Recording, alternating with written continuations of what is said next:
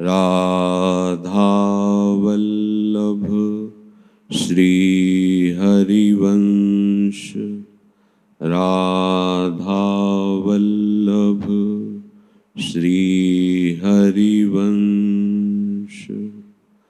वृन्दावनेश्वरि तवैव पदारविन्दम् प्रेमामृतैकमकरन्द रसौघपूर्णम् हृद्यर्पितं मधुपतेः स्मरतापमुग्रं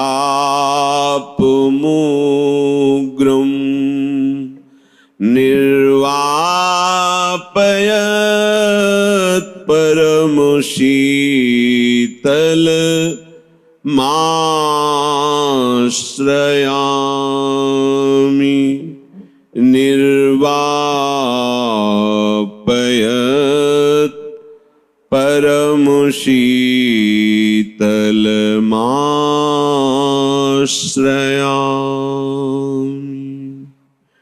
राधा राधा राधा राधा। राधा राधा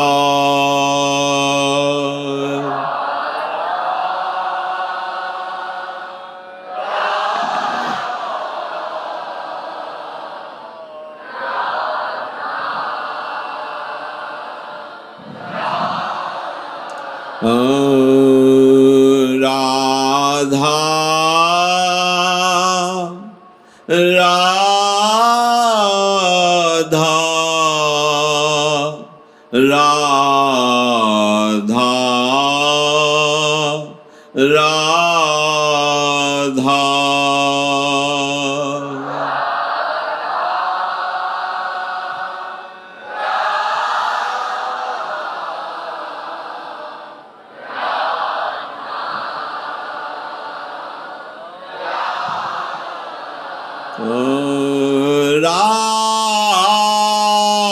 राधा राधा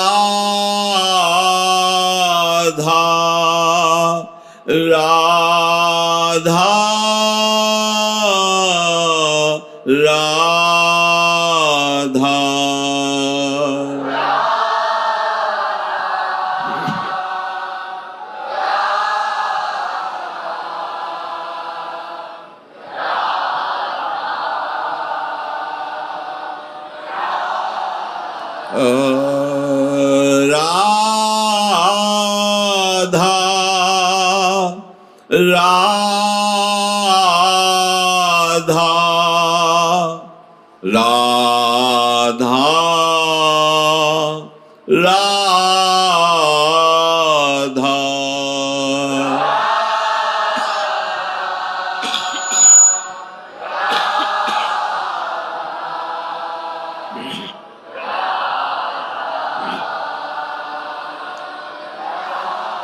राधा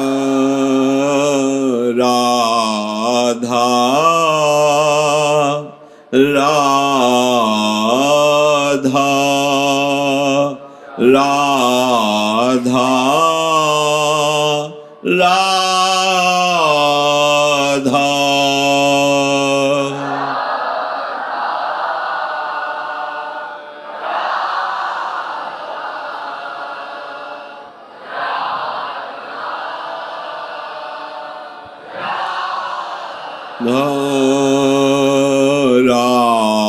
राधा राधा राधा राधा।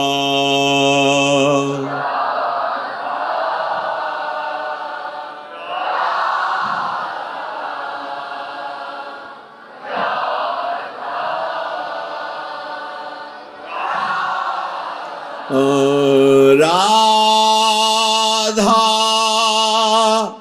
राधा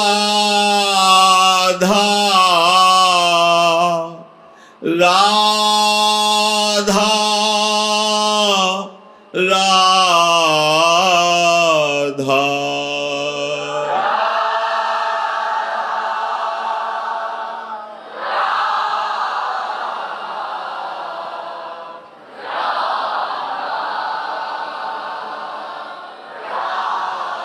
राधा राधा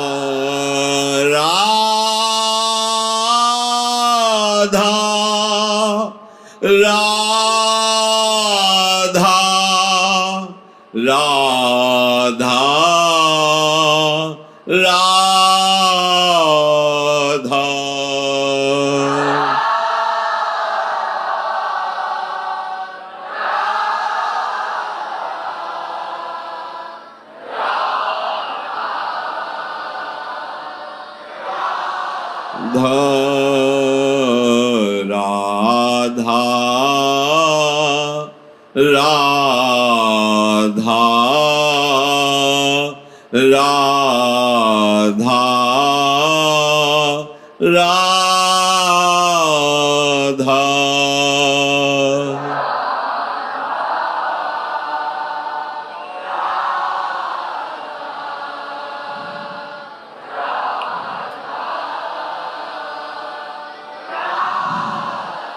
श्री राधा वल्लभ लाल की जय।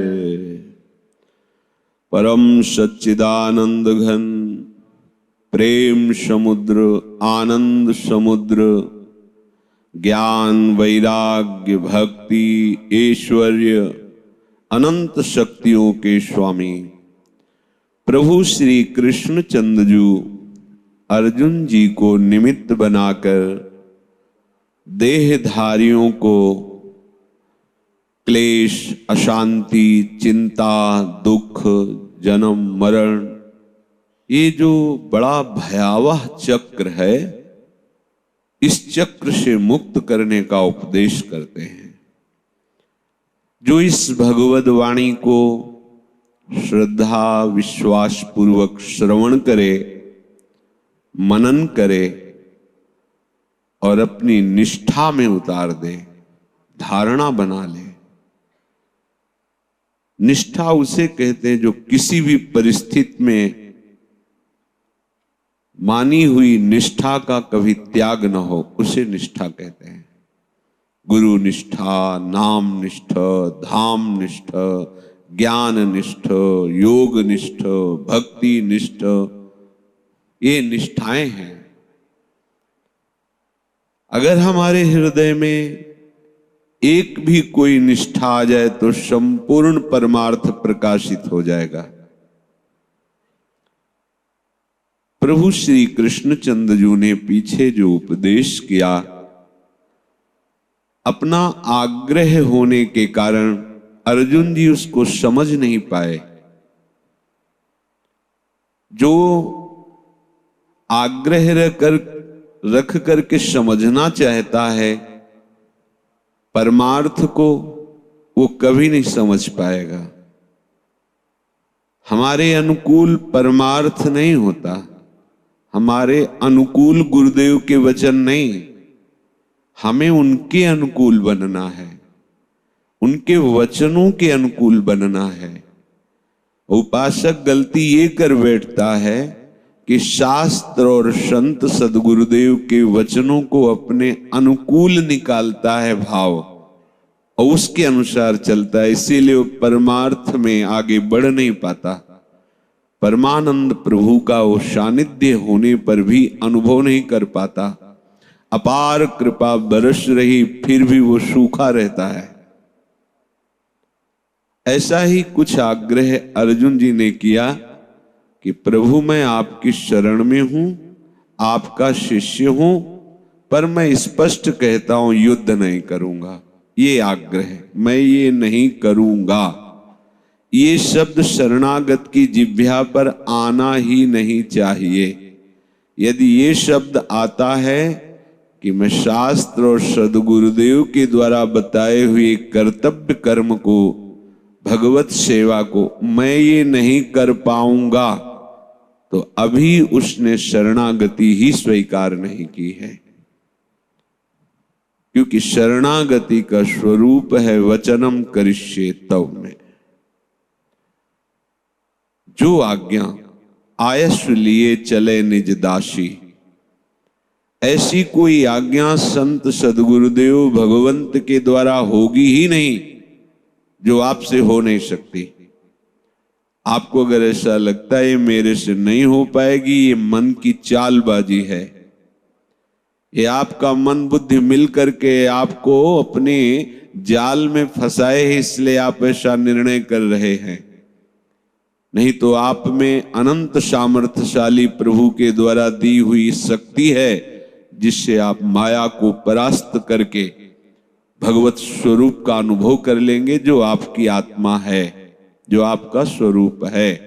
पर आप मन बुद्धि के जाल में फंस करके शास्त्र और संत सदगुरुदेव की आज्ञा का उल्लंघन करते हैं कि मैं तो ऐसा नहीं कर पाऊंगा, मेरे द्वारा तो ऐसा नहीं हो सकता।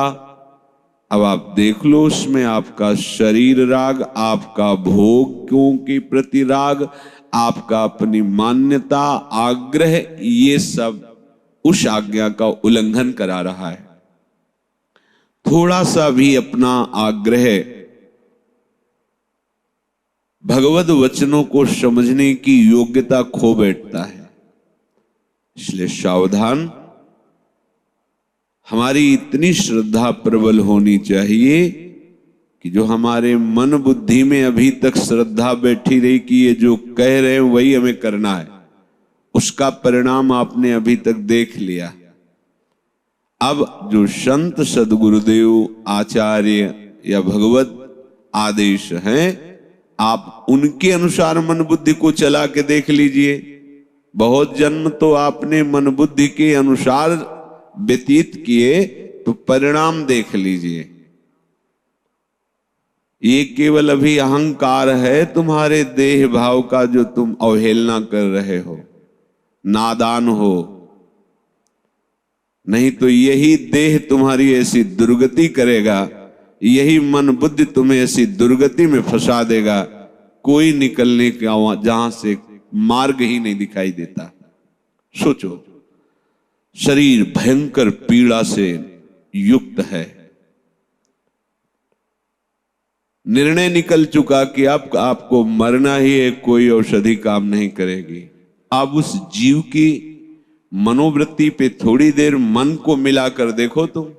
पर तुम्हारा तो विषयों में मन मिलाने का अभ्यास है, तो कैसे मिला सकते हो?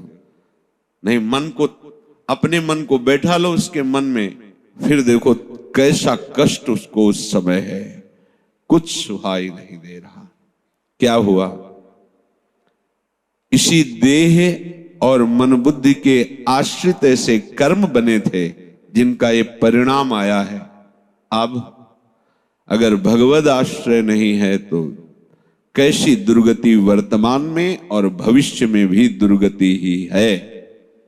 पर अगर भगवत शरणागत है तो वर्तमान भगवान नाम जप करते हुए भगवद आश्रय में व्यतीत कर रहा है, तो ये दुर्गति नहीं, ये मंगल विधान हो गया और भविष्य उसका बड़ा मोदमय, बड़ा मंगलमय है।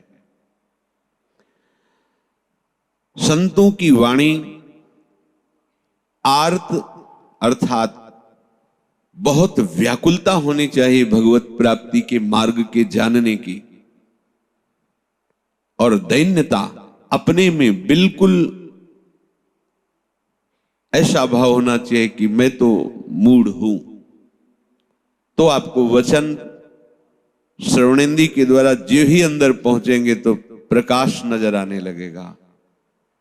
संतों के वचनों में भगवत सामर्थ्य छुपी होती है। इसी से बड़े बड़े अज्ञानी, हिंसक, चोर, ऐसे लोगों को भी जब कानों में शब्द पड़े तो उनका जीवन परिवर्तन हो गया। मति, कीर्ति, गति, जो जो वैभव, जिसका भी मंगल हुआ आज तक, वो भगवद वाणी, संत वाणी से हुआ है। सो जानो सत्संग प्रभाव, लोको वेद न आनो पाओ। पर वही समझ सकता है जो अपना आग्रह दुराग्रह छोड़कर दैन्य भाव से, आर्त भाव से, पिपासु होकर, मुमुक्ष होकर सत्संग श्रवण करता है। तो भगवान से प्रश्न किया अर्जुन जी ने कि पीछे आपने सांख्य योग का वर्णन किया, अर्थात ज्ञान निष्ठा का, देह क्या है, इंद्रियां क्या है, स्वरूप क्या है। आपने फिर कर्म योग का वर्णन किया, सुख दुख समय कृत्वा लाभा लाभो जया जयो। ऐसी स्थिति में रह करके केवल आप अपने कर्तव्य कर्म का पालन करें। कर्मण्येवाधिकारस्ते मा फलेषु कदाचन। तुम फल की बिल्कुल इच्छा मत करो और कर्म नहीं करूंगा ऐसा भी हठ मत करो। प्रकृति बड़ी बलवान है, तुमसे करा ही लेगी कर्म, तो तुम कर्म करो, पर उसमें सम बुद्धि का आश्रय लेकर करो। लाभ हो, हानि हो, सुख हो, दुख हो, पूर्ण हो, अपूर्ण हो, तुम्हारा मतलब केवल आज्ञा पालन से है।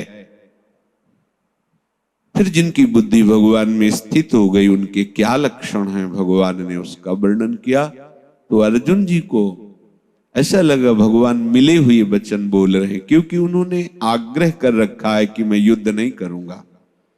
तो भगवान से प्रश्न किया कि जिसमें मेरा परम कल्याण हो, आप वो एक बात मुझसे कहिए। आपने सांख्य योग का वर्णन किया, कर्म योग का वर्णन किया, तो मेरे लिए क्या निश्चित है। प्रभु बोले, लोकेस्मिन् द्विविधा निष्ठा पुरा प्रोक्ता मया नघ। ज्ञान योगेन सांख्यानाम कर्म योगेन योगिनाम। अनघ निष्पाप कहते हैं। अनघ का अर्थ होता है पाप रहित। यहां प्रभु ने अर्जुन जी को अनघ कह के संबोधन किया। जो सद्गुरु की शरण में है, जो अपने कल्याण के लिए प्रश्न कर रहा है, जो अपने कल्याण के मार्ग को जानकर उस पर चलना चाहता है, इतने मात्र से ही पापों का नाश हो जाता है। इस मार्ग की इच्छा करना, इस भगवत मार्ग में चलने का उत्साह रखना पापियों को सौभाग्य नहीं है। पापवंत कर सहज स्वभाव, उनका स्वभाव ही होता है निंदा, नाना प्रकार के कुकर्म करना। भजन मूर्ति ही भावन काऊ। ऐसे अघमे पापों में जिनकी रति है, उनको भजन मार्ग की बातें सुनना अच्छा नहीं लगता, भजन अच्छा नहीं लगता, और भजन करने वाले अच्छे नहीं लगते। क्योंकि तीन में से एक भी अच्छा लगने लगे तो पाप और पाप की प्रवृत्ति का नाश हो जाएगा। इसलिए भगवान अर्जुन जी को अनघ कह के संबोधन कर रहे, हे अनघ, हे निष्पाप अर्जुन, इस मनुष्य लोक में दो प्रकार की निष्ठा मेरे द्वारा वर्णन की गई है। एक सांख्य योग अर्थात ज्ञान निष्ठा, दूसरा कर्मयोग अर्थात निष्काम भाव से जगत मंगल के लिए सब में भगवत भाव करते हुए उनकी सेवा करके परम पद में आरूढ़ हो जाना। अपने कल्याण का उद्देश्य केवल रखने से पाप नष्ट होने लगते हैं। ये बड़ी खास बात है। विवेक चूड़ामणि में आद्य गुरु भगवान शंकराचार्य जी ने कहा है कि सहस्त्रों जन्मों के सुकृत जब एकत्रित होते हैं तो उस मनुष्य के अंदर ये बात आती है कि मैं संसार से मुक्त हो जाऊं। मुमुक्षा कहते हैं इसे, मुक्त होने की इच्छा, बस छक गया। अब तो हे भगवान मुझे ऐसे सद्गुरु मिलाओ कि ऐसा मुझे मार्ग मिले कि मैं पुनः इस संसार में अब न रति करूं। ये हजारों जन्मों के सुकृतों का फल है, हजारों जन्मों के। कोई ये निश्चय केवल करना प्रारंभ कर दे कि आज से हमारा जो समय है, जीवन है, वो भगवत मार्ग में अब कटेगा। इतने निश्चय में इतना बड़ा पुण्य हो गया कि उसके पाप जो पीछे के थे वो नष्ट हो गए। पर ये नहीं है कि आपने ऐसे ही बोल दिया, वो अंतर्यामी बैठा हुआ है, आपने निश्चय सत्य भाव से कर लिया, मिटना शुरू हो गया, आपका अमंगल नष्ट होना शुरू हो गया। अर्जुन जी के द्वारा अपने श्रेय की बात, अपने कल्याण की बात पूछे जाने पर भगवान ने उनकी निष्पापता का प्रमाण दे दिया कि तुम निष्पाप हो, क्योंकि अपना कल्याण निष्पाप पुरुष ही चाहता है। अपने कल्याण की तीव्र इच्छा प्रकट हो जाना पापों को भस्म कर देता है। देख लो, बस अब हो गया, कहां जाऊं, क्या करूं, किससे मिलूं जो मुझे भगवान से मिला दे। ये बात जिसके हृदय में आ गई कि अब बस हो गया, कैसे क्या करूं, जिससे कौन सा साधन करूं जिससे हरि प्रसन्न हो जाए, जिससे मैं माया मुक्त हो जाऊं। ये बड़ा भयावह है, तुम्हें भूल में फंसाए है माया। तुम्हारा शरीर, तुम्हारे भोग सामग्री, तुम्हारे सगे सने संबंधी, ये वो माया आकर्षण पैदा करके आपको ऐसी भूल में बैठा ले है कि आपको भजन की आवश्यकता ही नहीं लग रही है, आपको प्रभु की आवश्यकता ही नहीं लग रही। सच्ची मानिए, हमें बिल्कुल इनकी आवश्यकता नहीं, केवल प्रभु की आवश्यकता है। वही अब हमारी रक्षा कर सकते हैं, दूसरा नहीं। आपका मन बड़ा बहिर्मुख होकर विषयों का सेवन कर रहा है, इसलिए इस भय को नहीं देख पा रहा। हरिवंश महाप्रभु कहते जलद ज्वालम, ये संसार क्या है, ये जलती हुई भयंकर ज्वाला है। जलद ज्वालम सीतई स्वपद मकरंदई शमयतु। हे वृंदावनाधीश्वर युगल सरकार, ये भयानक ज्वाला संसार की जला रही जीवों को अगर शीतल हो सकता है तो केवल आपके युगल चरणारविंद से। आप अपने परम शीतल चरणारविंद मेरे हृदय में प्रकाशित कीजिए। प्रभु कह रहे हैं कि ज्ञान योग और कर्म योग ये केवल मनुष्य शरीर से ही किए जा सकते हैं और किसी योनि में इनके करने का अधिकार नहीं। जो कर्मयोग की निष्ठा या ज्ञान योग की निष्ठा, दोनों में क्षमता की आवश्यकता है। अगर क्षमता नहीं आई तो उसे निष्ठा नहीं कहते। क्षमता का मतलब होता है निंदा, स्तुति, मान, अपमान, हर्ष, शोक, लाभ, हानि, जय पराजय, स्वस्थता, अस्वस्थता, दोनों में समान। कोई भी निष्ठा हो, उसका निष्ठा का मतलब ही होता है क्षमता। वो जो सम हो गया है वही निष्ठावान है, जो निष्ठावान है वही सम है, क्योंकि यही विषमता तो उसे विचलित करेगी। निंदा की तो विचलित हो गया, स्तुति की तो विचलित हो गया। स्तुति में विचलित होना है अपने में गुणाभिमान आ जाना कि देखो मैं ऐसा हूं, लोग मेरी प्रशंसा, ये विचलित हो गया। आप अपनी निष्ठा से, स्वरूप से विचलित हो गए। निष्ठा का तात्पर्य है समभाव, और ये प्राप्त ही किया जाता है इन्हीं साधनों से। शास्त्रों का ज्ञान, संतों की वाणी, सत्संग के द्वारा, और उसमें बताए हुए साधन, आप ऐसा करो, आप ऐसा करो, और साधन करते हुए आपको कैसी बुद्धि रखनी है, सम। वो साधन पूर्ण हो या पूर्ण हो, लाभ हो, पीछे इसकी बहुत बढ़िया चर्चा श्री भगवान ने की। प्रभु कह रहे हैं कि सांख्य निष्ठा और योग निष्ठा, ये दोनों साधकों की निष्ठाएं होती हैं, परंतु जो भक्ति है इनसे विलक्षण है, ज्ञान योग से भी और कर्म योग से ही। इसमें साधक की अपनी निष्ठा नहीं होती, इसमें भगवत निष्ठा होती है।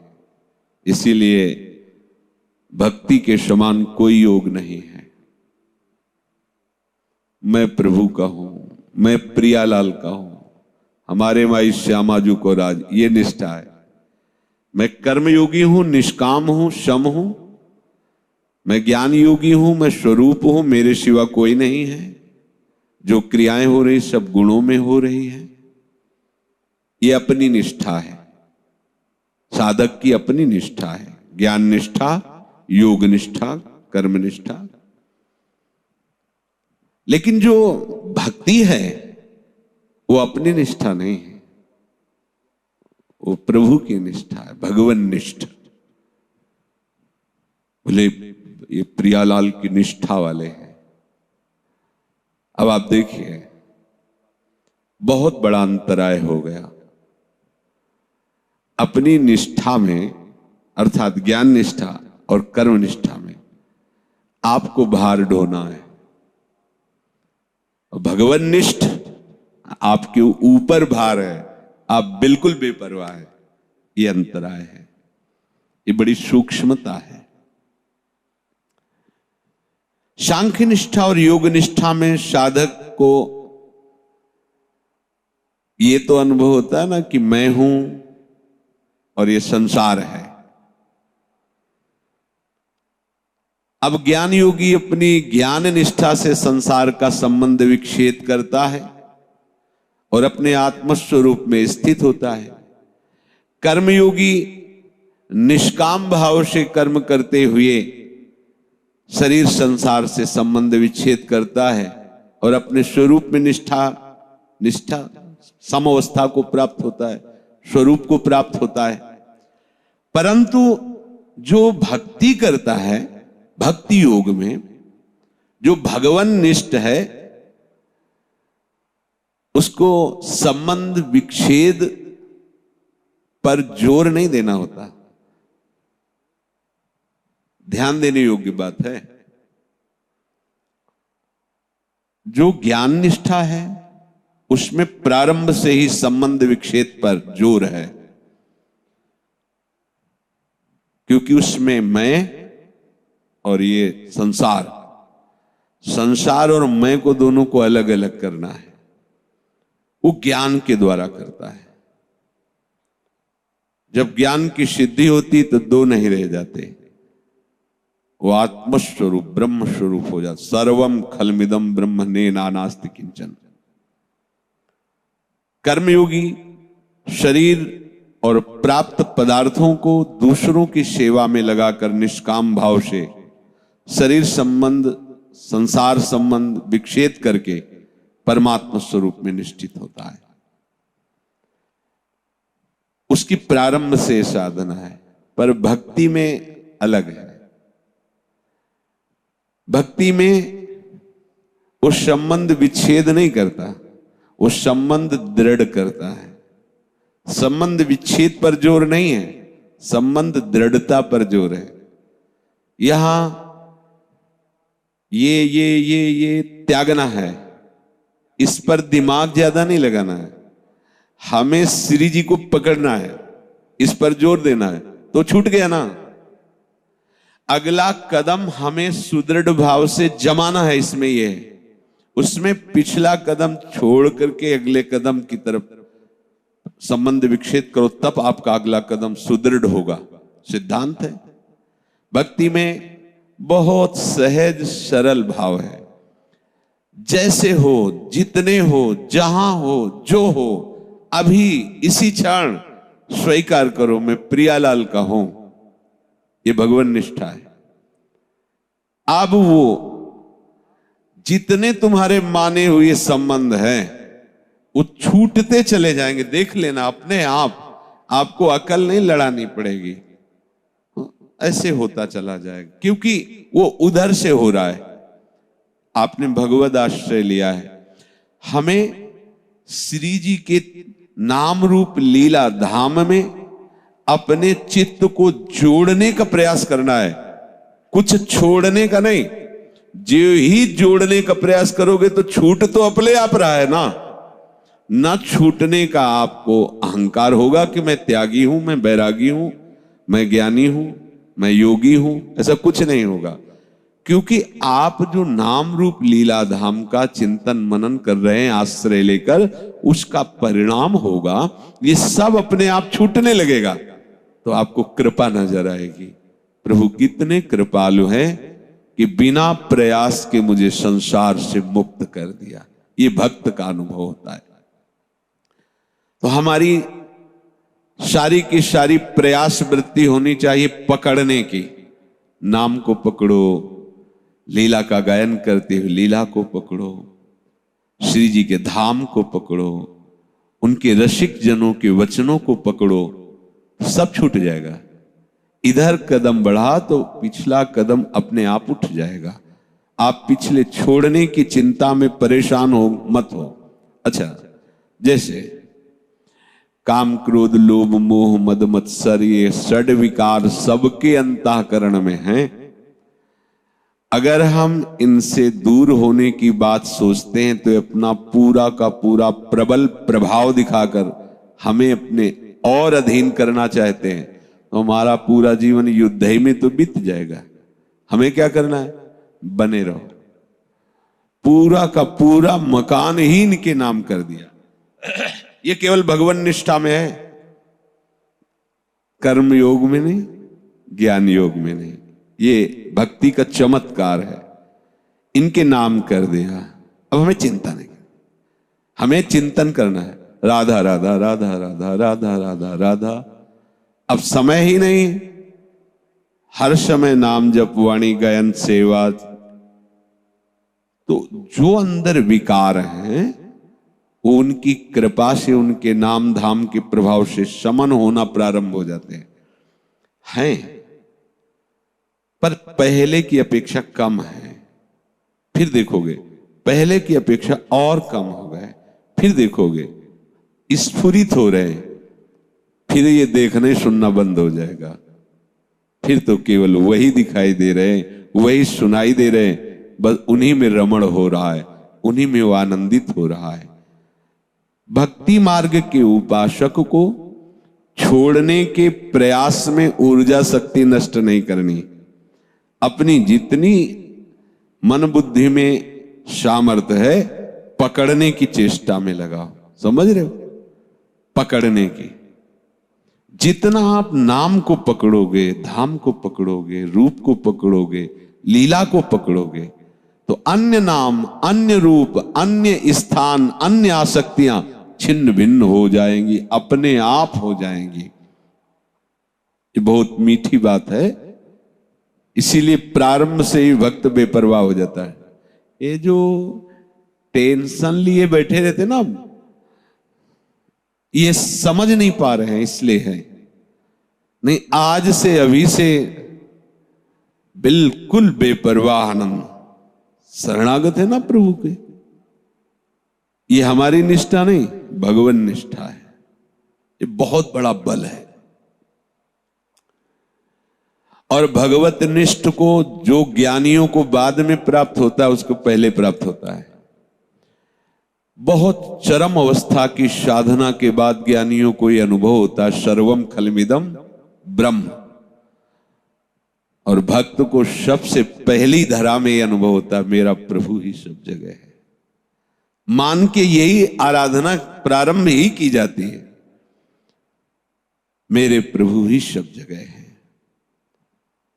उसका विश्वास इतना विशाल हो जाता है कि वो दुष्ट से दुष्ट में भी अपने प्रभु को खोज लेता है। प्रभु है, मेरे प्रभु हैं। इसीलिए भक्ति की महिमा शास्त्रों में गरज रही है। वैसे भी ज्ञान और वैराग्य भक्ति के पुत्र कहे गए, वो मां है, उन्हीं से इनका प्रादुर्भाव कहा गया है। भक्त के हृदय में जब भगवत भाव, भगवान निष्ठा की तरफ वो चलता है, तो भगवान की तरफ से उसके हृदय में ये विवेक जागृत हो जाता है, कोई संसार में मेरा नहीं है। ऐसी विवेक शक्ति या ऐसी परिस्थिति देते भगवान। अब कुछ अच्छा नहीं लगता है, पता नहीं क्यों। उसने कोई वेदांत नहीं पढ़ा है, पर कुछ अच्छा ही नहीं लगता है। अब तो पता नहीं मैं क्या हूं, कहां जा रहा हूं, क्या कर रहा हूं, तो कुछ समझ में नहीं आ रहा।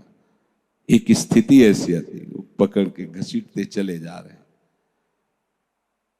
वो बस देख रहा है कि भूमिकाएं बदलती चली जा रही, तभी वो एकदम दैन्य हो जाता है कि मैं तो कुछ कर ही नहीं रहा हूं, ये तो सब प्रभु के द्वारा हो रहा है। अतः उसकी श्रद्धा और विश्वास केवल केवल प्रभु में होता है, और प्रभु को अपना परम प्यारा मानकर अपने आप को और अपने आप की मानी हुई सारी सामग्री को उनके हवाले कर देता है। ज्ञान मार्ग में जानना मुख्य होता है और बहुत काल के बाद जानना होता है। भक्ति मार्ग में मानना मुख्य होता है और ये प्रारंभ से ही मानना होता है। जो ज्ञान में आखिरी में जाना, भक्ति में प्रारंभ में वो माना मेरे प्रभु सर्वत्र हैं। ज्ञान में बहुत मेहनत के बाद ज्ञान के पंथ कृपान के धारा परत खगेश लगे नहीं बारा, जो निर्विघ्न पंथ निर्वाही सो कैवल्य परम पद लाही। जानना और मानना में कोई भी फर्क नहीं है। संदेह रहित हो करके ये जान गया कि एकमात्र आत्म तत्व है ज्ञानी। बहुत साधना के बाद और भक्त को प्रारंभ में ही शिक्षा दी जाती है कि सप्त में भगवान का स्वरूप देखकर मानसिक प्रणाम करो, किसी से राग द्वेष नहीं, क्योंकि अपना ही प्रीतम सब में रमा हुआ है। मानो ऐसा। और वो गुरु के वचनों में संदेह रहित होकर श्रद्धा विश्वास पूर्वक चल पड़ा, तो अब इसी बात की उसकी सिद्धि हो जाएगी।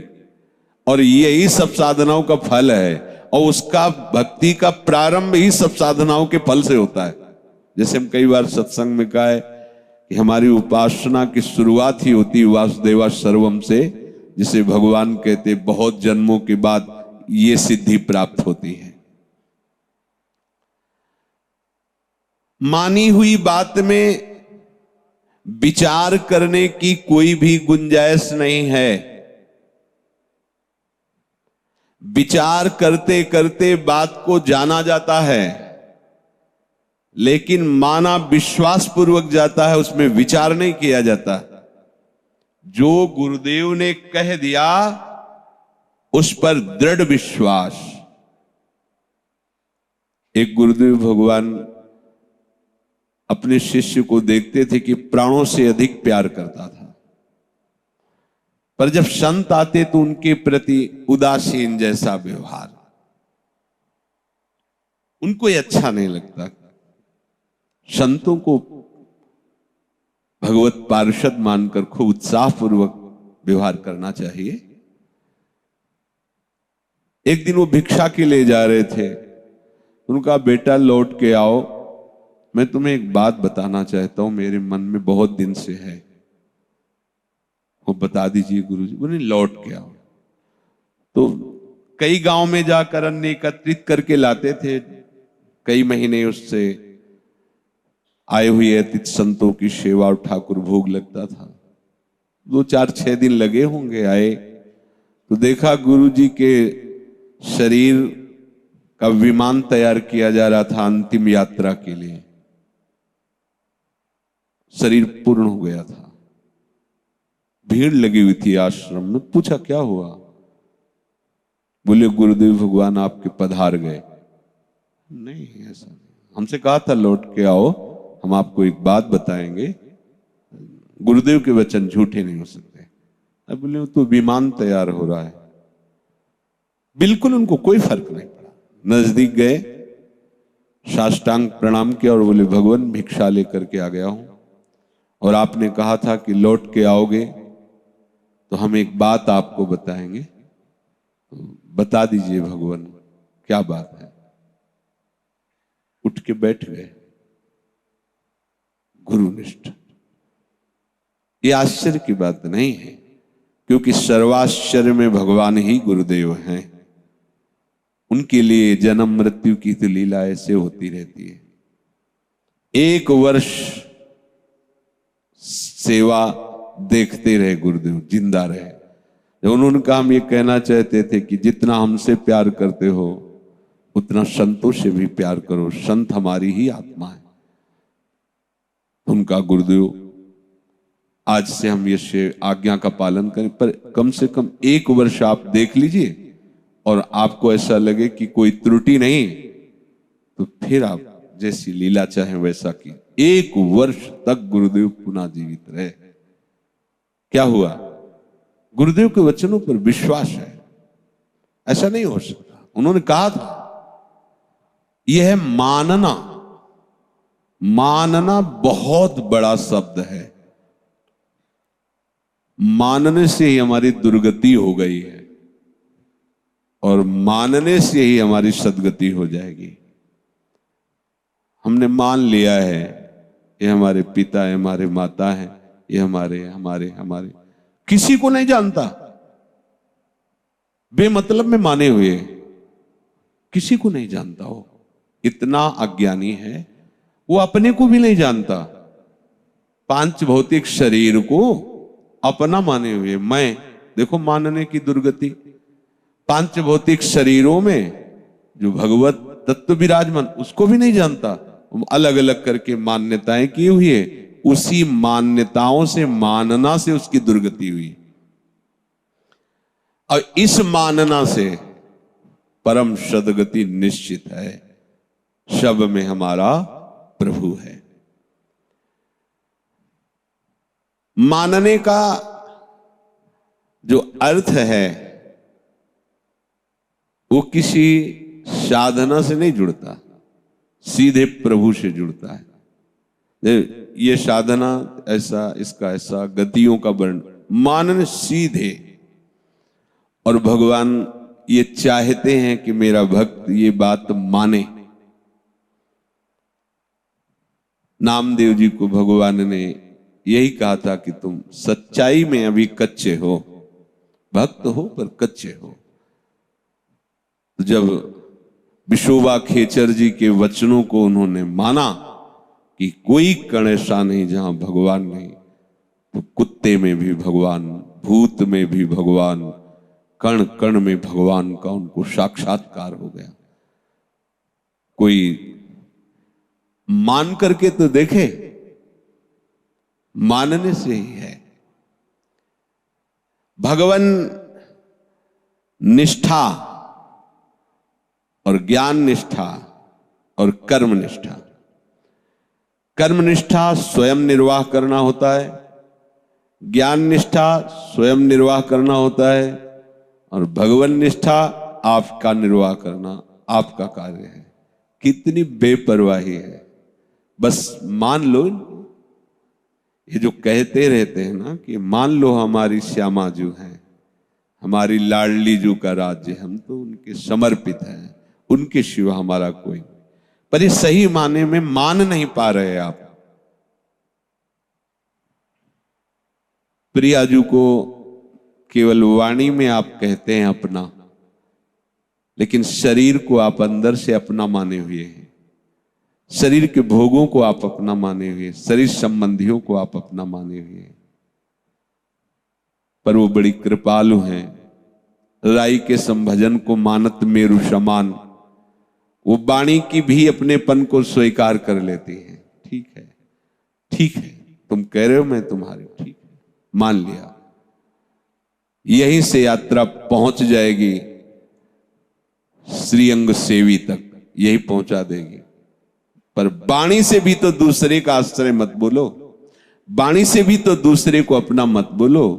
तो हृदय में छुपा हुआ जो मानना है दूसरों के लिए, वो समर्थ हैं, वो ले लेंगे। जो जो मान्यताएं हमारी वो सब ले लेंगे। प्रभु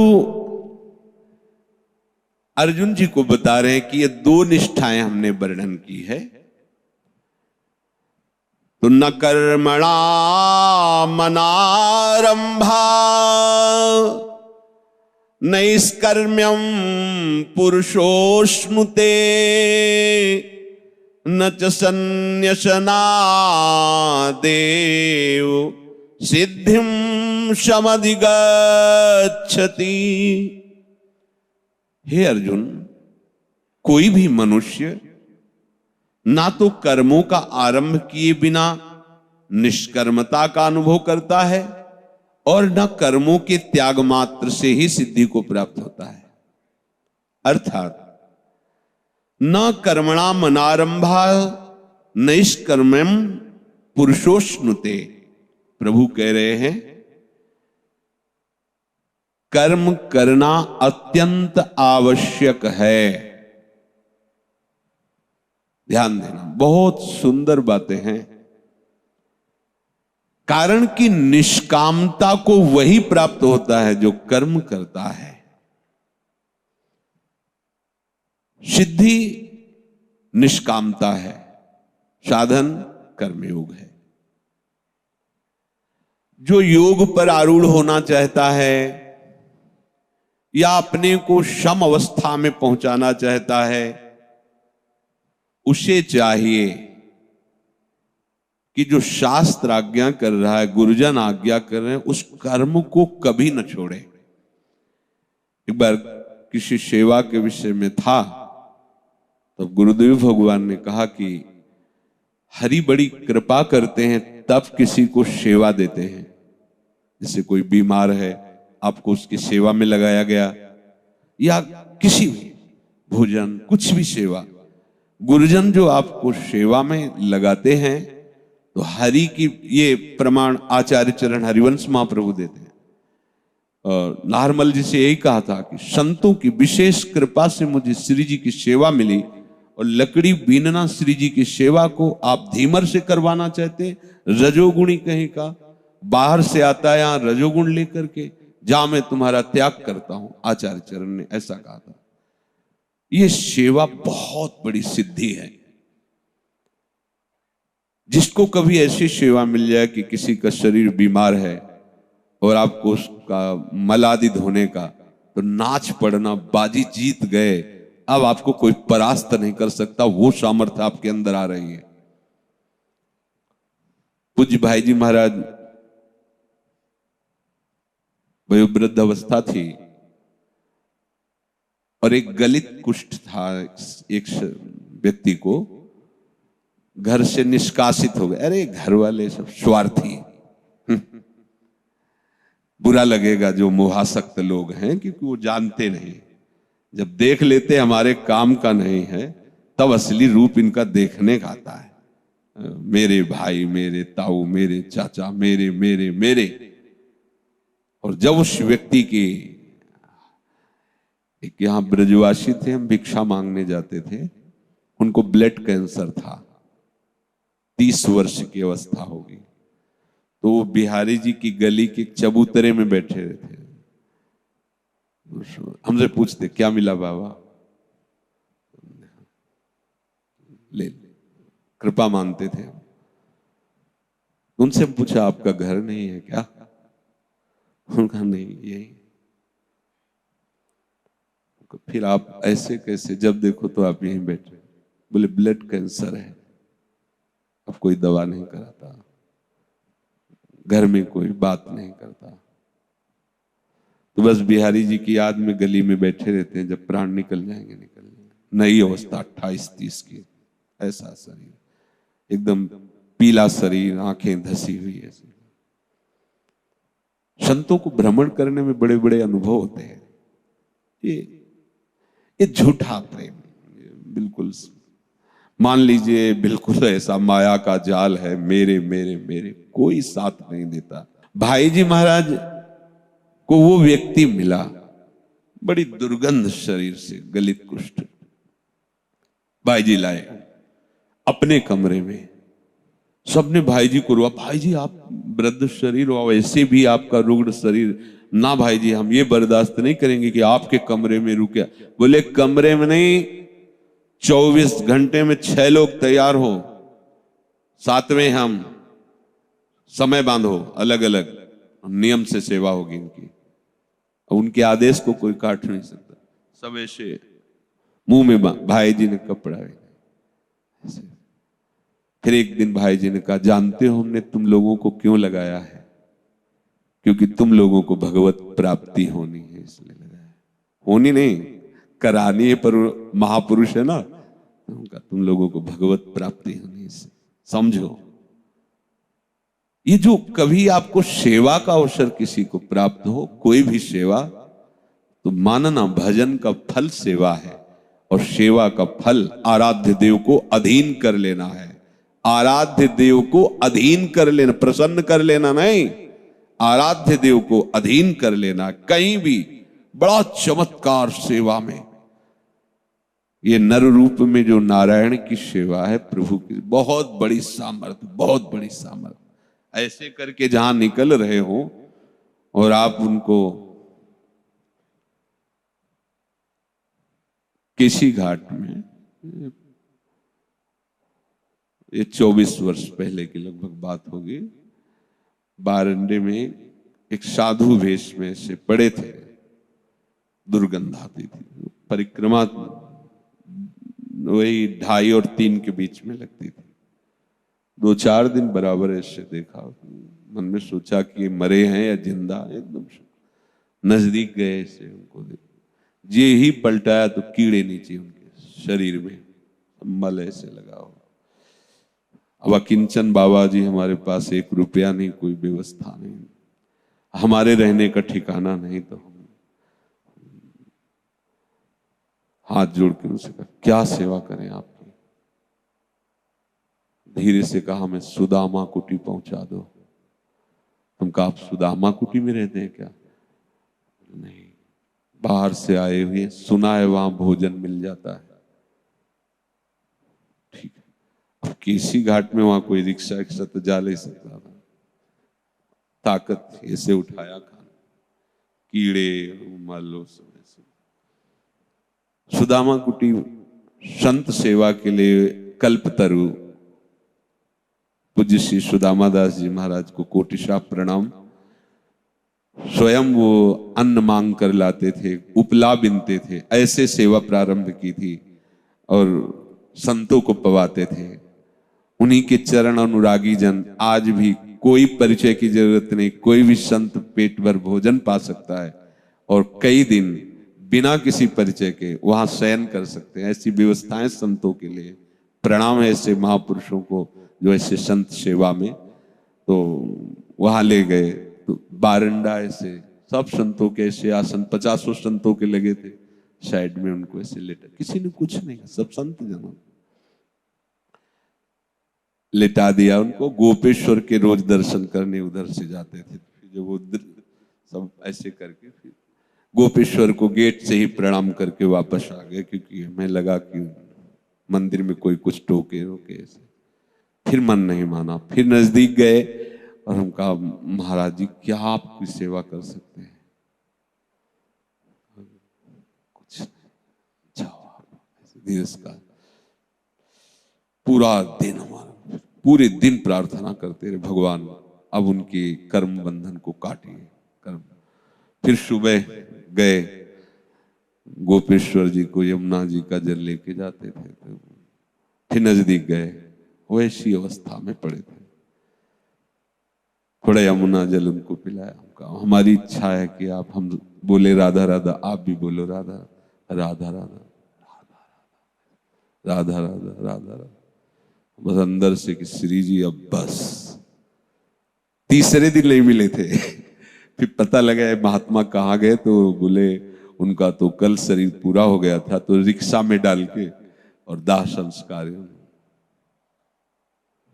सेवा से बढ़कर कोई लाभ नहीं, आप इतना समझ लो। जहां रहने का, खाने का कोई ठिकाना नहीं था, इन्हीं संत महापुरुषों की कृपा से श्री जी की शरणागति मिलकर के। तो जब कभी किसी को सेवा करने का अवसर मिले, कहीं न संप्रदायवाद देखना, न जातिवाद देखना, बस उसकी सेवा में लग जाना। प्रभु ने तुम्हें सेवा दी, ये बस ध्यान रख लेना। सेवा बहुत जल्दी उठाती, बहुत जल्दी आपके जीवन के प्रारब्ध का नाश करके नवीन प्रारब्ध रचने की सामर्थ्य ये सेवा में है। बहुत बड़ी सामर्थ्य सेवा में है। प्रभु कह रहे हैं कि कामना से रहित होकर किए गए कर्मों में फल देने की शक्ति का अभाव हो जाता है। भाव समझना, जैसे आप कोई कामना करके कर्म कर रहे हो तो एक सीमित फल है और आप उसे स्वाभाविक प्राप्त कर्तव्य मानकर कर रहे हो कि मुझे कर्तव्य प्राप्त हुआ, मुझे करना चाहिए, तो उसका असीम फल है।